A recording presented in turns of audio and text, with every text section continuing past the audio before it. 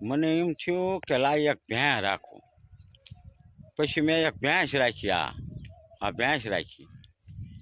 સવારમાં કોકની વાડીએ ખડ લેવા જાઉં, ગાયડી લાવી અને ભેંસ ધરવું, અને સાંજે દોય ને પાછો ડેરીમાં ભરવા જાઉં. એમ કરતાં કરતાં 10 દાડા થઈ જાય. વળી પાછો હું પગાર લેવા જાઉં. હું બધા પગારનો પાછો ખોર લાવું અને આ ભેંસ ખાઈ જાય. વળી પાછો એમ ને એમ પાછો કોકની વાડીએ સાર લેવા જાઉં અને આ ભેંસને ધરવું. વળી પાછા 10 દાડા થઈ જાય. અને વળી પાછો એ 10 દાડે પગાર આવે એનો ખોર લાવું.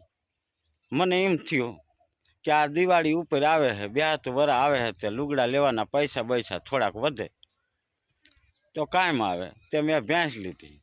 હવે આ આખા પગારનો ખોર આ ભેંસ ગરસી જાય. હવે તો સારું એ નથી ખબર પડતી કે આ ભેંસે મને રાખ્યો હે કે મેં ભેંસને રાખી હે. મારા કલેજા